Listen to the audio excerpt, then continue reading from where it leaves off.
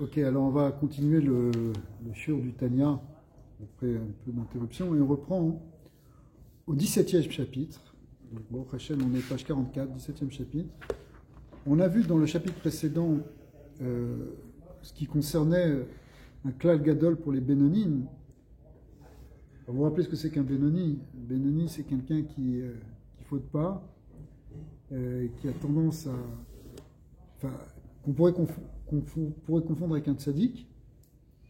Mais en réalité, il est dans une lutte pour empêcher le Yetzara de pénétrer dans son cœur. Que le côté gauche du Yetzara puisse l'emporter. Le côté gauche du cœur puisse l'emporter. Donc ça c'est le Bénoni. Maintenant, on a vu que le Bénoni, c'est pas sûr que toutes ces méditations qu'il va faire sur la grandeur de Dieu, sur le Or Sof, sur toutes ces choses qu'on peut méditer sur le divin, c'est pas sûr que ça va le faire, que tout d'un coup il va devenir un être transcendant et qu'il va lui-même devenir brûlé d'amour et de crainte pour Dieu. Peut-être au moment de la tefila, et encore. Au moment de la tefila, oui. Mais en tout cas, il va avoir suffisamment de force pour étudier la Torah et faire les mitzvot. C'est-à-dire que la méditation qu'il fait sur Hachem, elle lui permet d'être ce qu'on pourrait appeler nous un bon juif. D'être quelqu'un qui fait tout ce que le Créateur lui demande. D'accord? Donc, il ne faut pas se décourager en se disant, après tous ces efforts, je ne suis pas encore devenu un tzaddik. Ça, c'est un Bénoni du Tanya ou de la... Ouais, c'est Bénoni du Tanya, on est en plein dedans. Donc il n'a pas accès à cette méditation Il a accès à cette méditation, mais la méditation, quel résultat... Bénoni d'Aguemara, ce qui va être un bon juif et... Quel est le résultat de cette méditation? Qu'est-ce que ça va t'amener? Est-ce que ça va t'amener un changement? À quel niveau? Est-ce que ça va te transformer, que tu vas devenir un tzaddik? Ou est-ce que non? Tu vas rester quelqu'un qui a assez de force, en tout cas, pour étudier, pour prier, pour faire tout ce que tu as à faire. Et c'est de ça qu'on a besoin, parce que des fois, on n'a même pas la force de prier. Des fois, on n'a même pas la force d'étudier. Des fois, on n'a pas envie. Des fois, il y a Sarah qui nous demande de faire autre chose. À ce moment-là, on n'est plus dans le guédère du Bénoni. On est déjà dans le guédère en dessous. Donc, si on veut être un Bénoni, ce qu'on appelle ici le Bénoni, c'est quelqu'un qui il est tout le temps en train de faire ce qu'il faut faire. Et ça, ce qu'on a vu, c'est que c'est à notre portée. Ce qu'on va voir maintenant, c'est la suite en fait de cette idée, le Père Yudzaïm. Et le Baal HaTanya va revenir à ce qu'il écrivait dans le titre du Sefer, où il disait Ki karov alecha adavar meod. Si on regarde sur la première page du livre, où c'est marqué, Sefer Shel Bénonim, il disait que c'est Meyusad al-Pasuk Ki karov alecha adavar meod beficho bilvavecha la asoto. La chose est proche de toi pour le réaliser. Alors, dans ta bouche et dans ton cœur. Bon, il y a un a priori, c'est que c'est pas si facile que ça de faire la Torah. D'accord? On n'est pas tout à fait... C'est pas évident de ce qu'on nous demande. Elle a mis la barre haute dans la sainteté, dans beaucoup de choses. Alors, comment est-ce que la Torah elle peut dire qu'il karov elecha d'avoir meod? La chose est très proche de toi, c'est à ta portée. C'est comme si je te disais, regarde, tu vas être un tzaddik ou tu vas être un Bénoni, qui ressemble comme deux gouttes d'eau. C'est très facile. Comment c'est très facile? Des fois, tu peux travailler sur une mida, sur un trait de caractère pendant 20 ans, 30 ans, elle est toujours là. Je sais pas, tu as un défaut et tu n'arrives pas à le transformer. Pourquoi? Qu'est-ce que ça veut dire que c'est très proche de toi, c'est très facile? Très facile. Et pourtant, tout le livre, hein, je relis la première page, là. Regardez, si vous tournez la première page, là, quand on arrive à celle-là, vous voyez, le titre du livre, Sefer Shel Bénonim, tu l'as. Et regardez ce qui est marqué, Sefer Shel Bénonim, Melukat mipi sfarim ou mipi sofrim, que de chez Elion, donc c'est un recueil d'enseignements qu'on a reçu des maîtres et qu'on a reçu aussi d'en haut. Meyusad al-pasuk ki karov alecha d'avoir meod beficha bilvavecha la asoto. Tout le livre, il tourne autour de ce verset. C'est-à-dire, le Tanya, il dit dans le titre, on va expliquer ce verset. Que c'est très facile pour toi de faire Avodat Hashem. C'est très proche de toi, dans ta bouche et dans ton cœur. Mais c'est une grande stira, c'est pas évident du tout. A priori, c'est pas évident du tout le fait d'arriver à faire la Torah. Alors, maintenant, dans le Perek Yud-Zayin, après tout ce qu'on a expliqué sur qu'est-ce que c'est le Tzadi, qu'est-ce que c'est le Racha, qu'est-ce que c'est le Benoni, il vient nous dire pourquoi il va parler de ce pasouk. Il va arriver au cœur, en fait, du sujet. Et il dit, Yuvan Mashekatouf ki karov alecha à devoir me'od beficha ou bilvavecha la soto. Je retraduis le pasouk pour qu'il soit clair. La chose est très proche de toi, elle est extrêmement proche de toi, dans ta bouche, dans ton cœur, pour l'accomplir. Alors quand on comprend beficha bilvavecha la soto, c'est en fait c'est dans la parole, dans la pensée et dans l'action. Parce que beficha, c'est-à-dire dans ta bouche, c'est-à-dire dans ta parole. Bilvavecha, c'est dans ton cœur, c'est dans ta pensée, dans ce qui est au fond de toi. Et Ola Soto, c'est l'action. Ce sont les trois levushim de la Neshama. Alors, comme si le Baal HaTanya nous dit, ça c'est très facile d'y arriver. Tu peux arriver à faire que toute ta journée, du matin au soir, elle soit avec des pensées de Torah, avec des paroles de Torah, avec des actions de Torah. Même si tu es dans un monde matériel et que tu travailles, mais malgré tout, tu peux les rattacher à quelque chose de Kedusha. Ça c'est très facile, c'est à ta portée, c'est extrêmement facile. Il dit, ou bilvavecha neged achouch shelanu. Tu veux dire que c'est comme ça dans ton cœur, mais ça va contre ce qu'on perçoit. Parce que dans ce qu'on perçoit, c'est que c'est pas facile du tout. D'accord ? Arriver à penser toujours positif, penser des pensées de Kedusha, à dire que des bonnes paroles, à pas dire lachon hara, à pas dire des paroles négatives, des paroles déprimantes, des paroles agressives. Arriver à avoir une parole qui est toujours positive et bonne et sainte, etc., c'est pas évident. D'accord ? C'est pas si proche que ça de nous. Et effectivement, mais seulement il te dit, va Torah initzritz. Mais la Torah, elle est éternelle. Si ça a été marqué comme ça veut dire que c'est pas été simplement dit pour la génération du désert, que eux, c'était très proche pour eux. Eux, ils étaient capables, avec Moshe Rabbeinu, ils étaient capables, mais nous, ici, on est, où on est dans notre dor à nous, on n'est pas capable. Non. Ce qui est marqué dans la Torah, un verset qui est marqué dans la Torah, il n'a pas été marqué pour une génération, il a été marqué pour l'éternité. Si la Torah t'a dit c'est facile, c'est que c'est facile. Alors comment tu expliques ça ?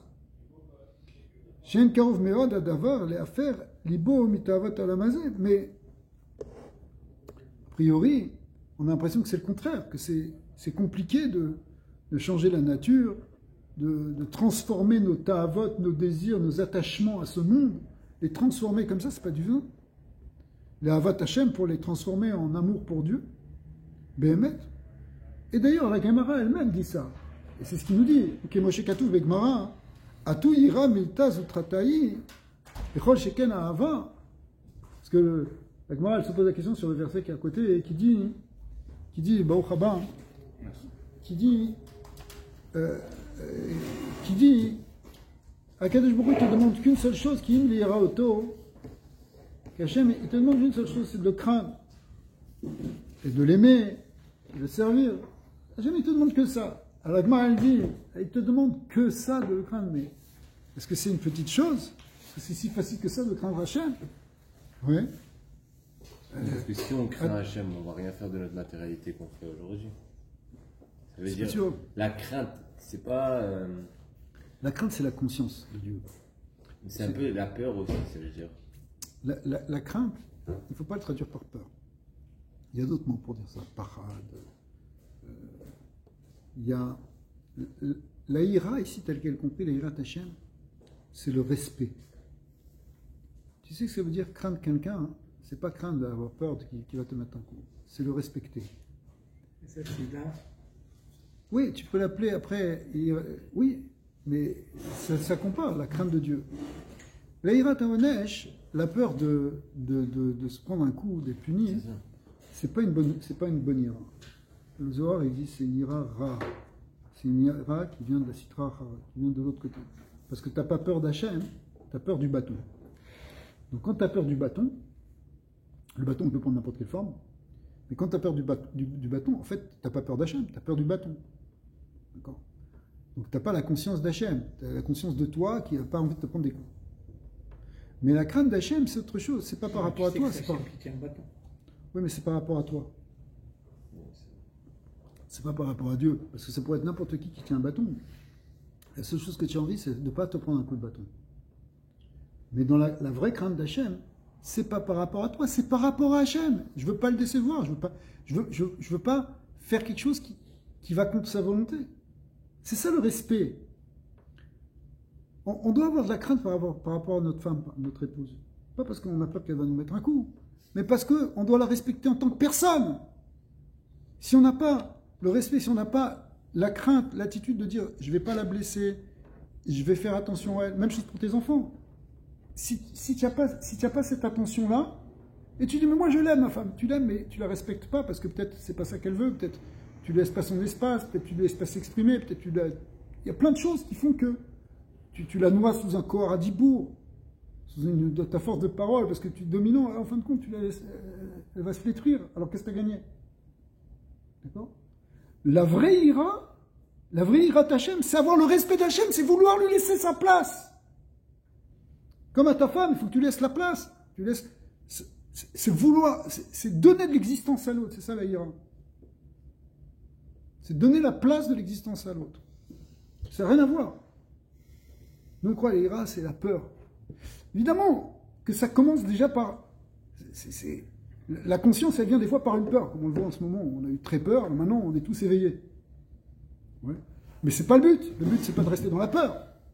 Le but, c'est d'être dans la conscience. Voilà, qu'est-ce qu'on est en train de faire? C'est quoi notre mission? Qu'est-ce que c'est qu'à Israël? Où est-ce qu'on est?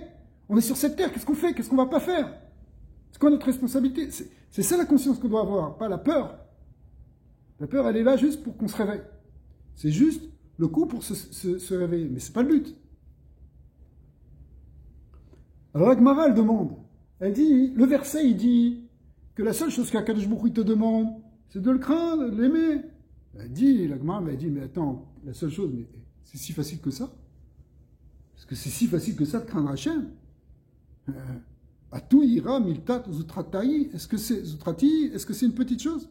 Kol sheken alava, est-ce que c'est une petite chose de l'aimer? C'est grand, c'est grand sentiment, c'est pas évident. Peut-être ce matin, tu t'es réveillé, t'as pas envie d'aimer Hachem, t'es pas dans ça. C'est pas si, pas shoot. Et pourtant, la Torah, elle a dit, écoute, je te demande une petite chose. Une petite chose. Tu l'aimes, tu le crains, c'est tout. C'est si peu. Donc, là, il est dans la question qu'il a posée sur, en fait, juste pour résumer, hein, il continue ce qu'on a vu avant sur que le Benoni, il est capable, on a dit que le Benoni, dans sa avoda, il est capable de faire sa avoda, de méditer sur la grandeur de Dieu, etc. Ça peut l'amener à faire la Torah. Peut-être ça ne va pas l'amener à des médrigotes où il va devenir un autre être, etc. Mais en tout cas, ça lui donne suffisamment de force pour faire tout ce qu'il a à faire. Au niveau de sa pensée, au niveau de sa parole, au niveau de son action. Alors, à tel point que, maintenant il va expliquer, le Baal HaTanya, que, au fond, c'est à notre portée ça. C'est à notre portée d'avoir une avoda, où on est capable de faire de la Torah et de suivre la halacha parfaitement, d'avoir des bonnes midotes parfaitement. On est capable de ça. Ça, c'est Karov Alecha. Mais il dit, a priori, c'est pas si évident de penser que c'est Karov. Et il te dit, d'ailleurs, la Gemara elle-même, elle s'est posé cette question. Et pourtant, comme on l'a répété en début du shiur, c'est ça ce qui est marqué dans la première page du Tanya. C'est-à-dire, la première page du Tanya, elle est en train de nous dire que le Tanya, il va nous expliquer cette phrase-là. Ki karov elecha adavar meod, lasoto, beficha, vivalecha, lasoto. Rabbi, j'aimerais que tu m'expliques quelque chose que j'ai toujours trouvé contradictoire quand on arrive au niveau de ces trois débouches, dans ces paroles-actions. Par exemple, je prends mon cas, je pense que c'est le cas de beaucoup de personnes, c'est plus facile l'action que la parole, d'avoir un contrôle etc. sur l'action, que la parole et encore plus sur la pensée. Alors que c'est dit dans l'autre sens. Et c'est initiateur. On a d'abord une pensée, puis une parole, après on fait une action, mais pourtant quand on veut faire teshuva et tout ça, c'est plus facile d'avoir un contrôle, par exemple venir prier, faire masim tovim, etc., que d'avoir un contrôle sur le lachon hara, encore mieux sur certaines pensées, etc. Alors ici c'est un peu bizarre parce que dans l'ordre de ce verset, c'est marqué Beficha, Bilvavecha, la Soto. D'abord dans ta bouche, ensuite dans ton cœur, c'est-à-dire d'abord la parole, ensuite la pensée. et ensuite la soto, ensuite l'action. C'est-à-dire c'est mélangé. Et il y a des raisons comme ça a été expliqué ça. Pourquoi ça commence ça commence par la parole en fait. La voda du Benoni, c'est le lien déjà d'étudier avec la bouche, de prier avec la bouche. Après, c'est d'intérioriser, de rentrer ça à l'intérieur, dans Bilva Vecha. Et après, une fois que tu as intériorisé, tu peux passer à l'action. La soto, tu peux le faire. En fait, d'abord, tu gores la Torah, tu dis des diburim de Torah, tu dis des diburim de Tfila. Après ça, cette parole-là, elle doit t'amener à être plus de pnimiut, à intégrer, comprendre ce que tu es en train de dire, avoir plus de yun, et à partir de là, tu peux passer à l'action. C'est ça en fait le seder. Le seder qu'on doit faire, c'est ça. C'est rare d'être d'abord dans la pensée, ensuite dans la parole, ensuite dans l'action. On peut faire ça aussi théoriquement, mais c'est pas toujours comme ça. Par exemple, on le voit dans l'étude de la Gemara. Au départ, tu es gorès, tu lis, tu répètes, tu dis des choses. Après, une fois que tu as tout intégré les données, tu commences à les mettre en place, être méayenne. Là, ça se fait plus avec la parole, ça se fait avec la pensée. Tu passes dans la pensée. Tout le iyun est dans la pensée, la gersa est dans la bouche. C'est même le Alter Rebbe, il ramène même dans les trois de Talmud Torah que pour être yotse de Torah chez BLP, quand on fait de la gersa, c'est-à-dire quand on fait de la bekiout, ça doit être à voix haute. En tout cas, ça veut dire que ça doit être prononcé. Mais quand tu fais du iyun, tu n'es pas obligé de prononcer.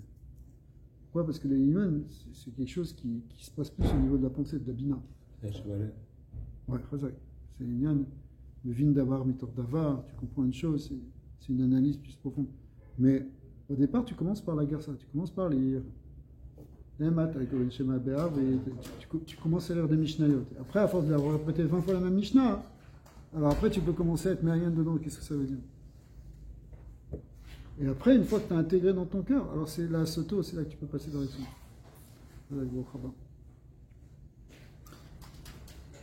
Voilà.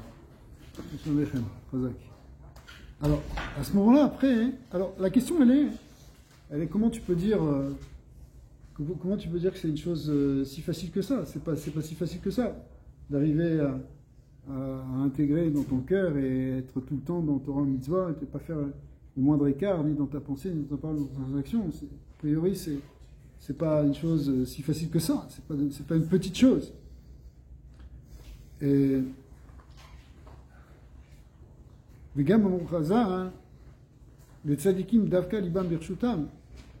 A priori, je ne sais pas si ça correspond à ce que tu dis, mais il y a une Gemara qui dit que les tzadikim, ils ont surtout une shlita, ils ont un pouvoir seulement sur leur pensée, sur leur cœur. Et là, de la soto, Ratzelama, Ahava, Amevia, l'idée Asiyat, Mitzvah, Bilvan, Shiruta de Liba, Shibetalmot Lev, Gam qui ena begalut libo, qui riche pe'esh, vedavarze karov meod, benakel l'école adam. C'est-à-dire qu'on a un amour qui est dans notre cœur, on a un amour de Dieu, on aime Hachem. Maintenant, cet amour d'Hachem, ça peut s'embraser. Tu peux voir un tzaddik, il est là comme le Rabbi Tosh, il fait 3 fois Télim par jour, il est là dans les Klahavut, tout le temps. Ça s'appelle riche pe'esh. C'est pas sûr que nous, on va arriver à ça. A priori, notre étude, notre avodat Hashem, elle va peut-être pas nous déclencher un feu ardent comme ça, mais elle va nous déclencher suffisamment de feu pour qu'on puisse faire tout ce qu'on doit faire au niveau de l'étude, au niveau de la prière, au niveau des mitzvot.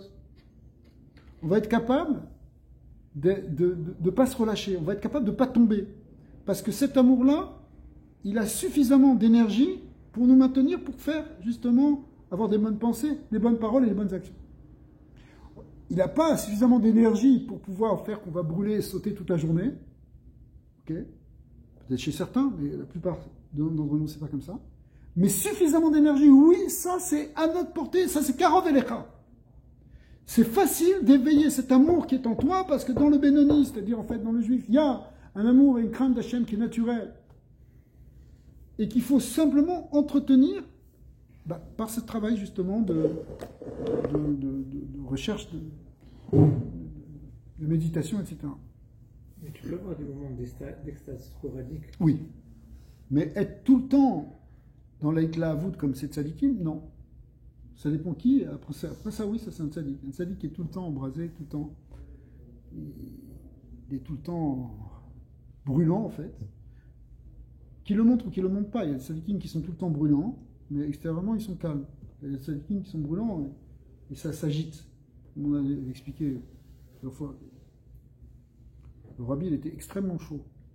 Il était brûlant tout le temps. C'était un feu tout le temps. Mais simplement, il apparaissait comme calme. Mais en fait, il était. Il y a eu même des témoignages extraordinaires parce que dans son bureau, il y avait toujours la masgan, la clim, toujours à fond. Très très froid. Le rabbi, il mettait toujours le froid. Et il y avait des gens, ils rentraient au départ et ils avaient peur d'avoir froid. Et dès qu'ils se mettaient à côté du rabbi, ils sentaient une chaleur, une douceur, un bien-être, ils ne souffraient plus du tout du froid. Pourquoi? Parce que, c'est-à-dire même au niveau même subtil et physique, ça se sentait.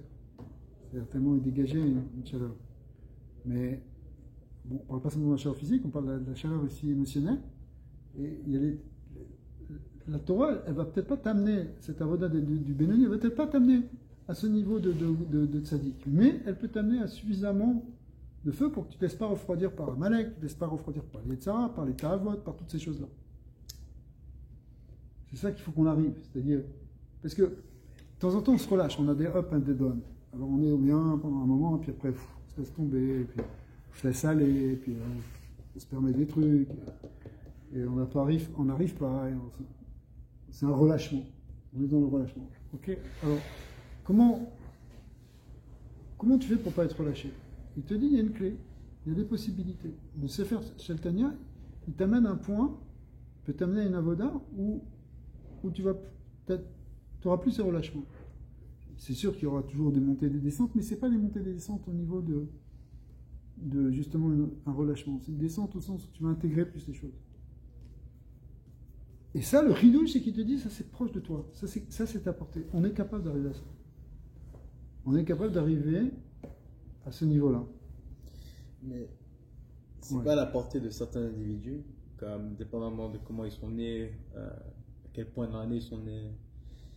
Genre, c'est pas le rabbi par exemple, c'est 1 sur 1 milliard. Right? Oui, non, le rabbi c'est un tzaddik, mais là on ne parle pas pour les tzaddikim, on parle pour les autres. Sure. Les autres aussi. Est-ce que, quand vous dites le cœur, il faut aimer Dieu.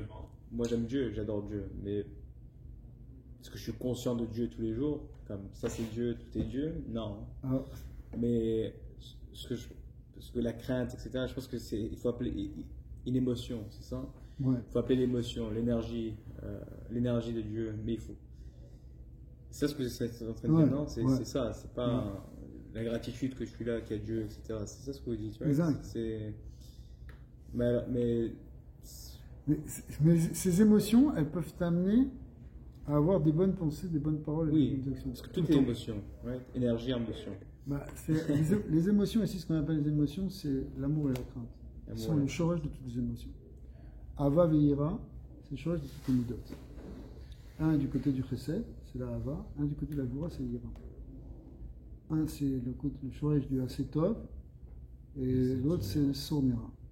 C'est mitzvot assez, mitzvot assez. Toute la Torah, elle repose sur ces. Mais vous voyez qu'elle a toujours une connotation, comme vous avez dit, du bâton.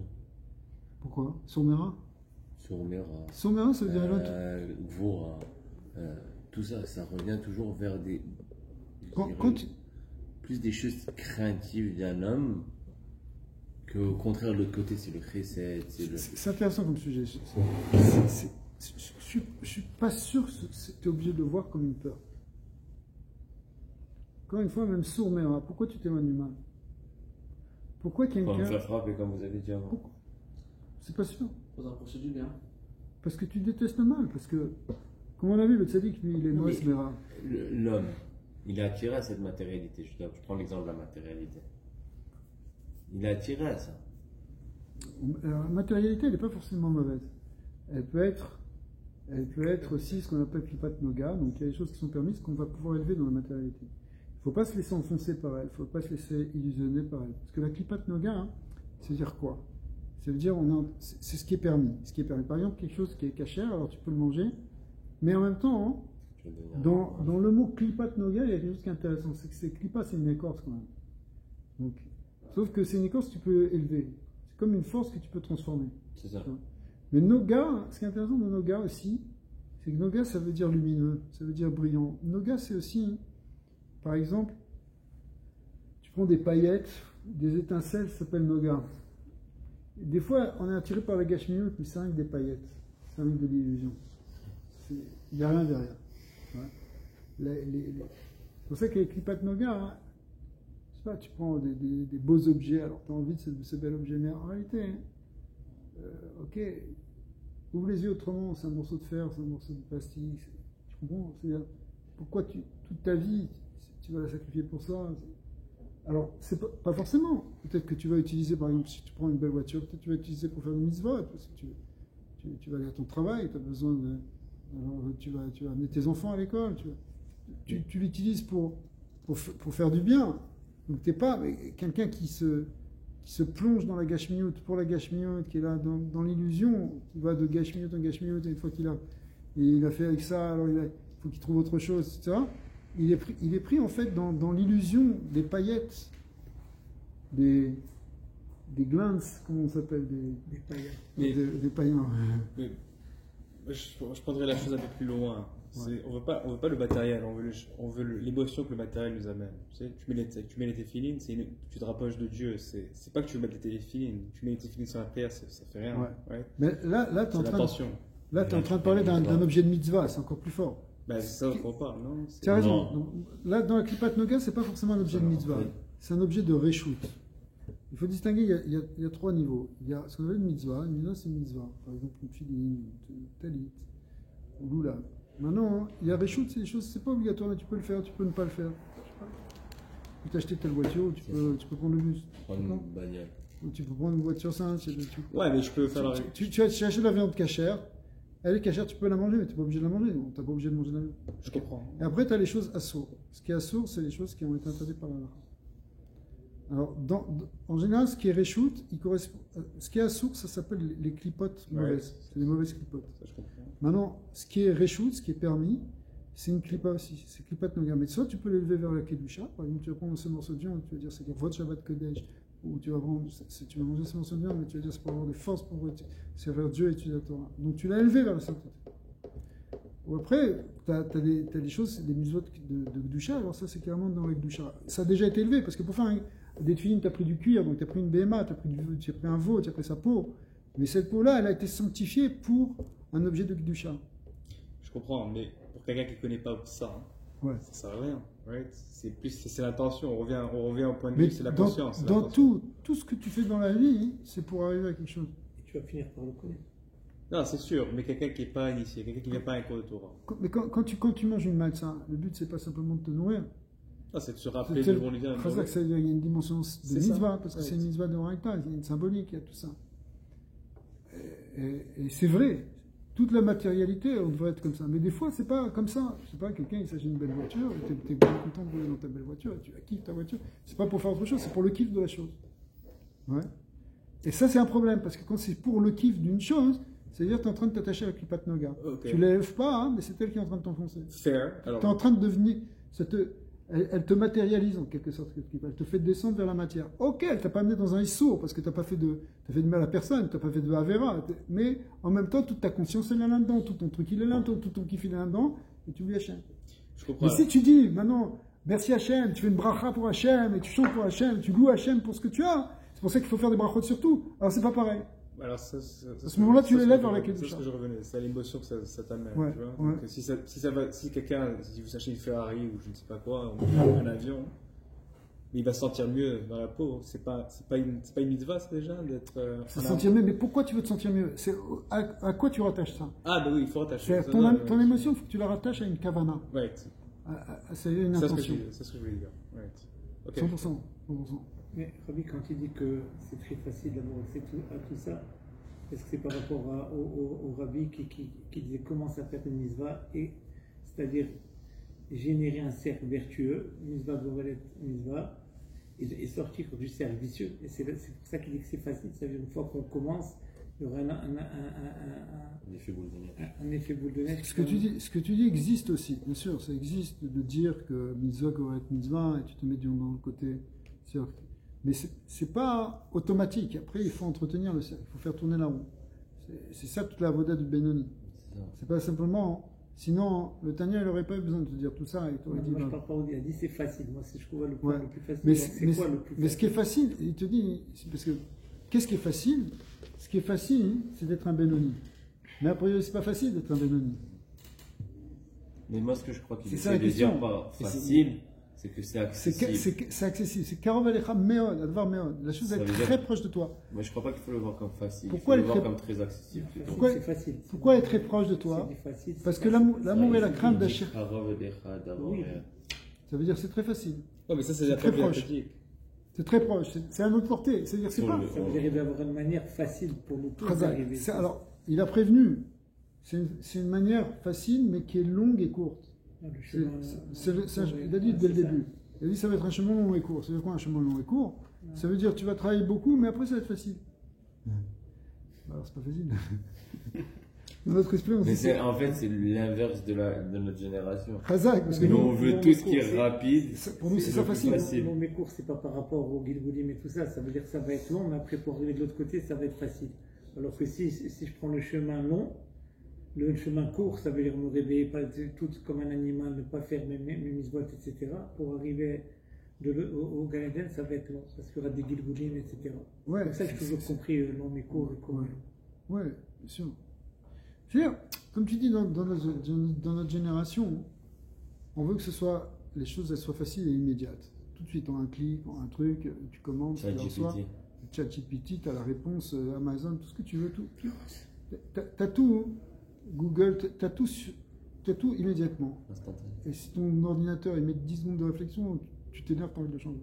Pourquoi? Parce que tu veux être. Mais en fait, c'est pas comme ça. On pourrait plus comparer la Vodat Hashem à, je sais pas, à un sport de haut niveau. Quelqu'un, peut-être ça va devenir facile pour lui après de faire telle chose. C'est un but. Mais bien sûr, c'est facile pour lui de marquer un but parce qu'il s'entraînait pendant 10 ans. Alors, mais c'est proche de toi au sens où, ne crois pas, tu ne vas pas aller chercher sur la lune parce que c'est en toi. C'est ça le ridouche. Le ridouche, pourquoi c'est proche de toi? Parce que c'est en toi, tu l'as en toi, cet amour naturel de Dieu, cette crainte naturelle de Dieu. Tu n'as qu'à l'éveiller. Tu n'as qu'à enlever la poussière qui empêche de s'exprimer. Une des preuves qu'on a cet amour et cette crainte en nous, c'est que même quand tu vois, et d'ailleurs on le voit de nos jours, là, cette semaine on le voit, c'est que, je te prends des exemples, quelqu'un, un juif qui n'est pas tellement dans la Torah, qui n'est même pas religieux, et il n'est même pas religieux du tout, mais tout d'un coup il y a une situation extrême, il est capable de faire Messirot Nefesh. C'est ce qu'on a vu déjà dans le Tanya, on va revoir encore après.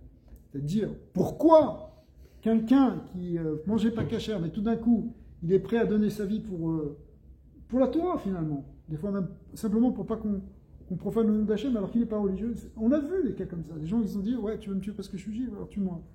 Mais pourquoi? Qu'est-ce que tu te comportais comme un non-juif? Ça n'a pas de sens. Parce qu'au fond de lui, il a ce nitzutz. Tu vois, on le voit cette semaine, la semaine dernière, des gens, des gauchistes qui tapaient sur les trucs, les religieux. Tout d'un coup, il n'y a plus rien. On est tous ensemble, on est dans le même cœur. On le voit de l'autre côté aussi. C'est ça ce qui m'a impressionné aussi cette semaine. Combien de Haredim qui ont été à l'armée. Qui Il y veulent a plus de s'engager. 2000... Il y a eu 15 000 devant. Bon. Ouais, c'est un truc de fou. J'ai jamais vu ça. Bon, Hachem, ça veut dire. Mais ça, c'est parce que. C'est pour ça que c'est Karov Alecha. Parce que tu l'as. En toi, il y a quelque chose. Toi, tu es comme ça. Après, il y a des obstacles qui sont là autour de toi, ton Yetzara, mais tu as la clé pour le gagner. Mais toi, tu es comme ça. C'est pas quelque chose qu'il faut, une madriga qu'il faut que tu acquières de quelque chose que tu n'es pas.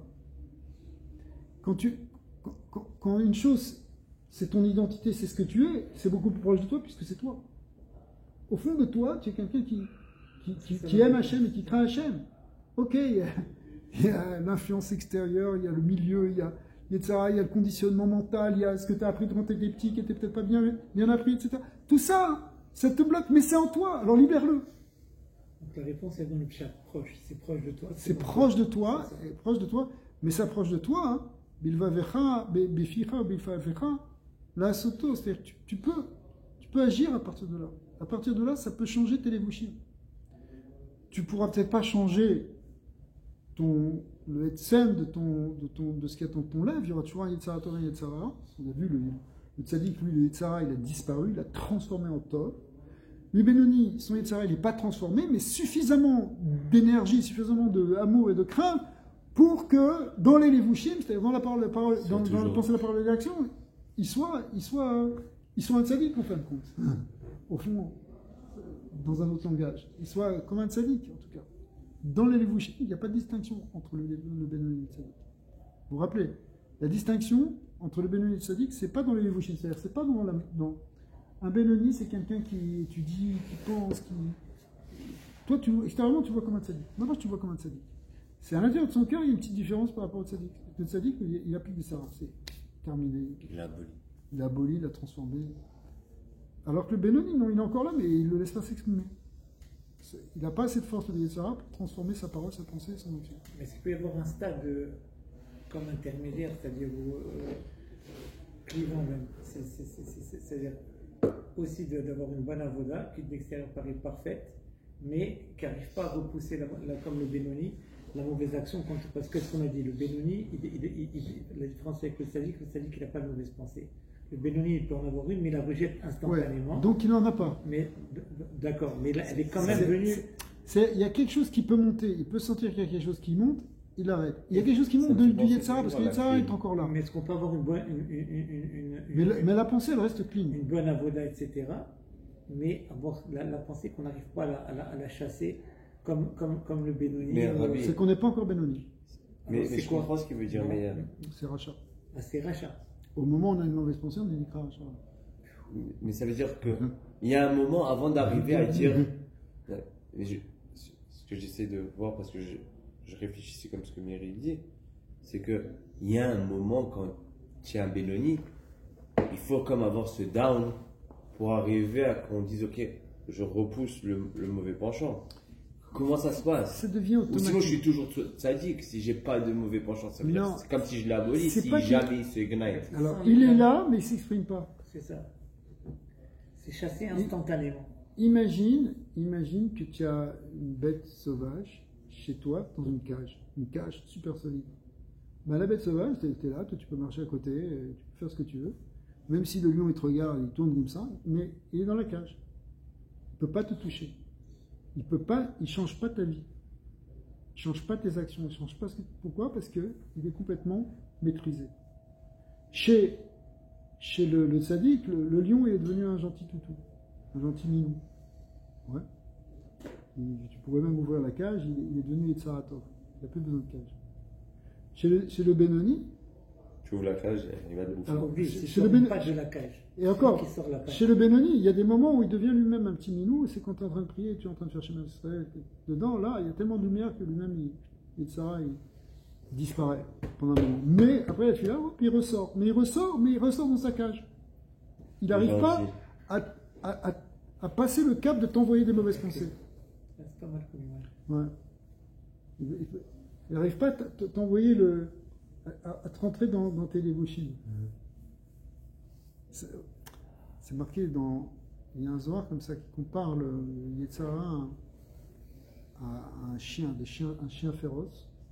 Yetzara du monde, la Sitra Achar.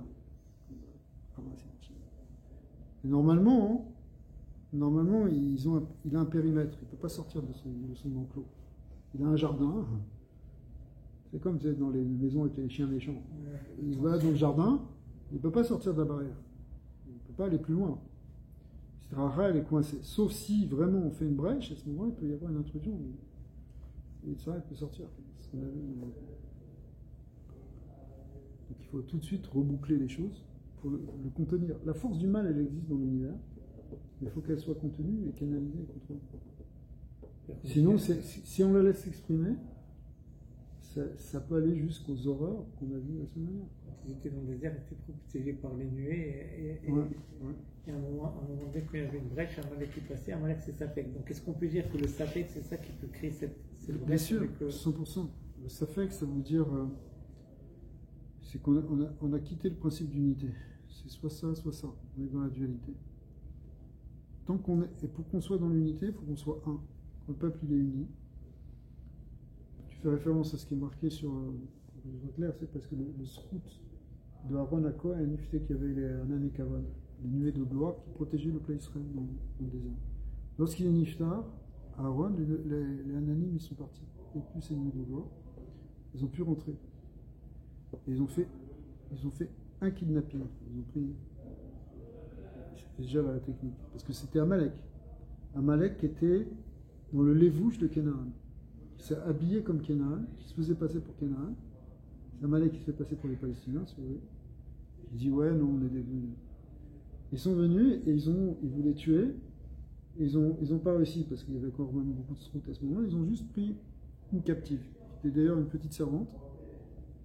Il n'était pas juif.